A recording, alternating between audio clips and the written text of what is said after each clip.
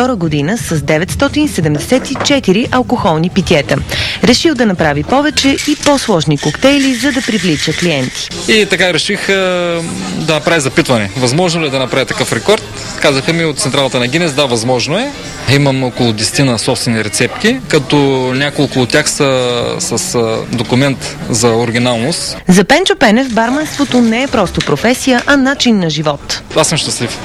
Просто причина, че не работя, аз забавлявам с хобито си. Според хората, които го приготвят, тайната на добрия коктейл се крие в добрия подбор и усета към клиента. Трябва да сложат сърцето си. Един вид да подведе клиента, за да го разбере дали предпочита сладко, дали тръпчиво, дали да е силен коктейл, дали е слабо алкохолен коктейл. Оказва се, че при коктейлите също има мода. Естествено се набляга на Космополитън.